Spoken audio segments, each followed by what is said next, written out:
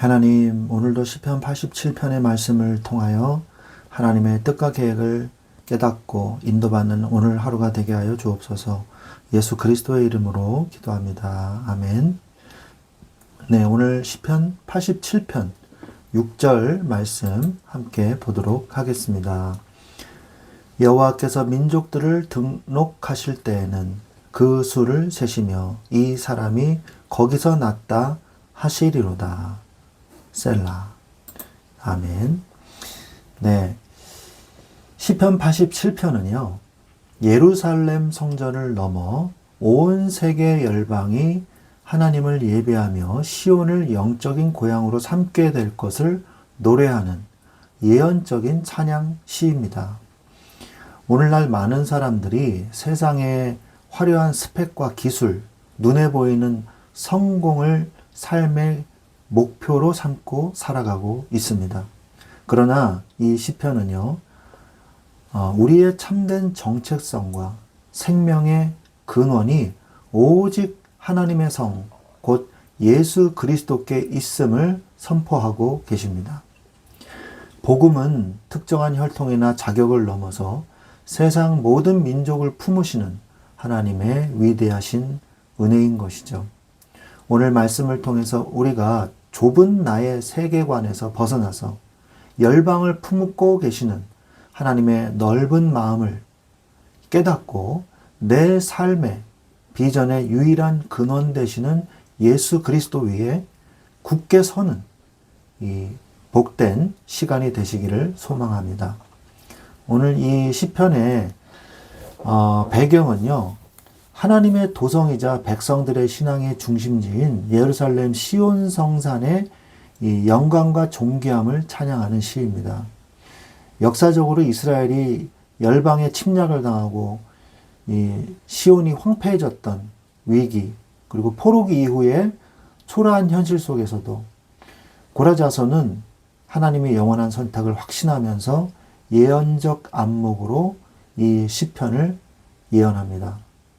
애국과 바벨론과 블레셋, 두로, 구스 등 과거의 원수들과 이방 열방들이 결국 시온의 자녀로 등록되어 예루살렘 만국의 영적 고향이 될 것이라는 이 거대한 이 시간과 공간을 초월한 이 우주적인 회복의 비전을 제시하고 있습니다.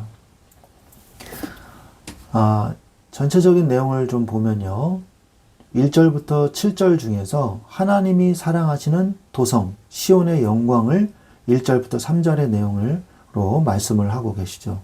그리고 4절부터 6절은 이방 열방을 시온의 자녀로 등록하시는 하나님에 대해서 말씀하고 있습니다. 여기서 이제 라합이 나오는데요. 라합은 애굽을 말씀하고 계시는 거죠. 그 다음에 7절은 모든 생명의 근원이 시온에 있음을 찬양하면서 이 시편이 끝을 맺게 됩니다. 하나님이 가장 귀하게 여기시는 교회는 뭘까요? 하나님의 터전인 성산에 대해서 오늘 말씀하고 계시는데요.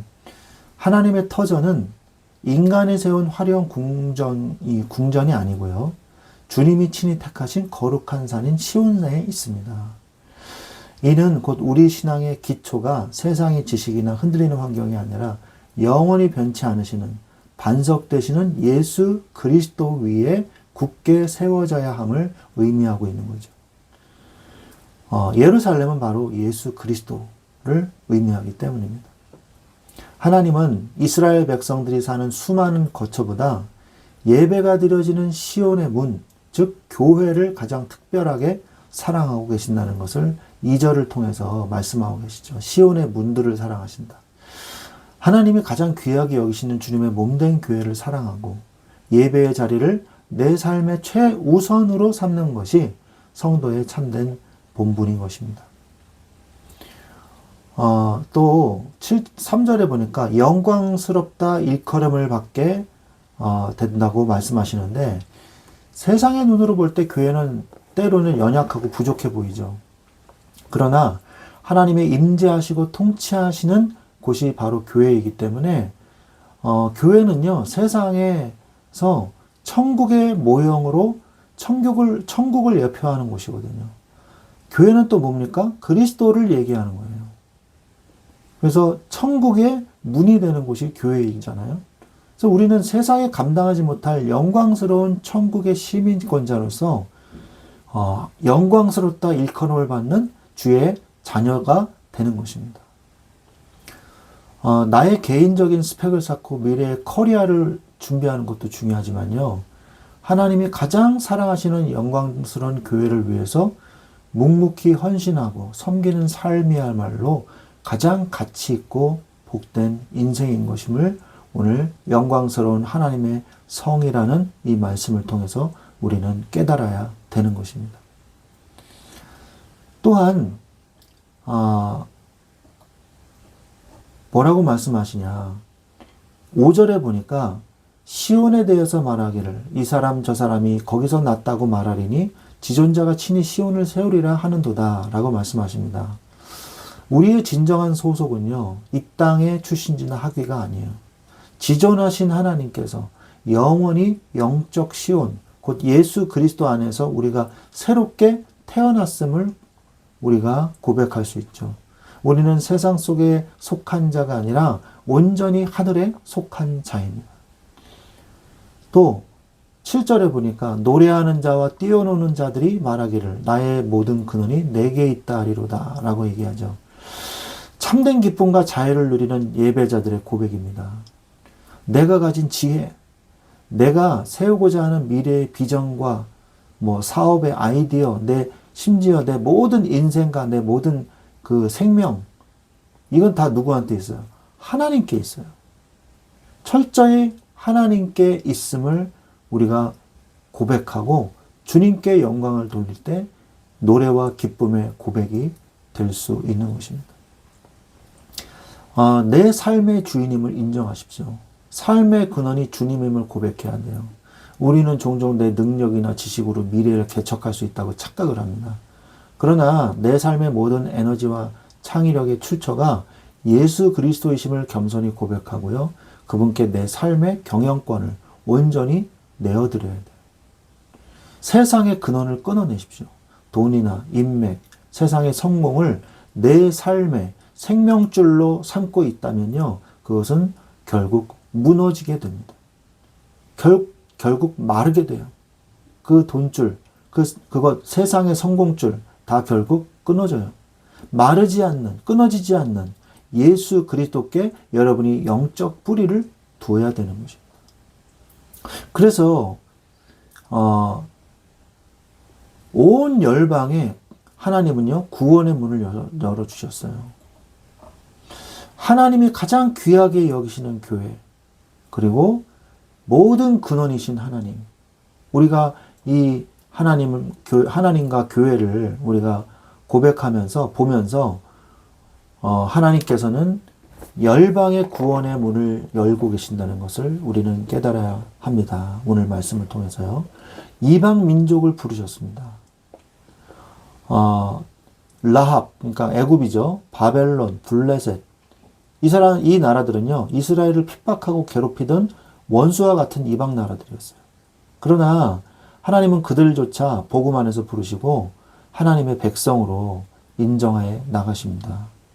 십자가의 은혜는 나의 어두운 과거와 실패의 조건까지도 모두 뛰어넘는 놀라운 사랑이에요. 또한 6절에 보니까 생명책이 나오죠.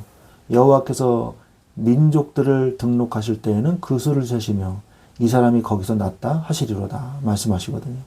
하나님은 온 열방의 백성들을 차별 없이 당신의 생명책에 등록하시고 그들의 수를 세고 계십니다. 그 누구든지 예수 그리스도를 구주로 영접만 하면 영광스러운 하나님의 자녀로 호적이 바뀌고 영원한 생명을 얻는 놀라운 기적을 경험하게 되는 것이죠. 그러므로 열방을 향해서 우리가 사명을 가져야 돼요. 복음은 나이, 배경, 그리고 능력 상관없습니다.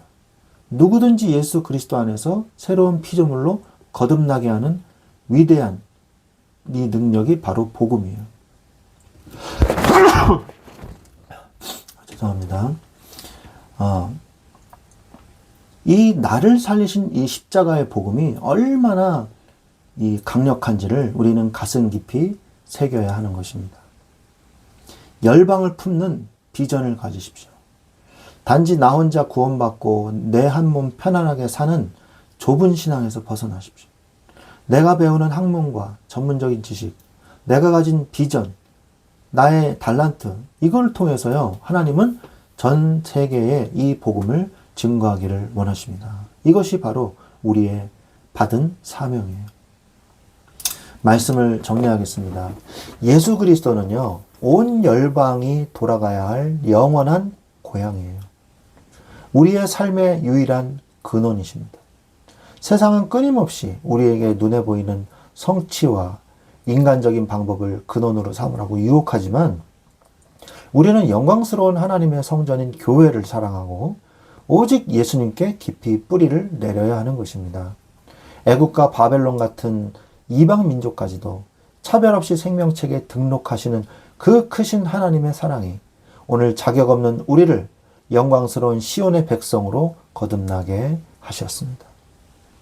이제는 나의 모든 근원이 주님께 있음을 기쁨으로 찬양하면서 내게 주신 비전과 재능을 통하여 온 세계 열방 가운데 그리스도의 복음을 증거하고 하나님의 나라를 힘있게 세워나가는 여러분들이 되시기를 우리 주 예수 그리스도의 이름으로 간절히 축원드립니다.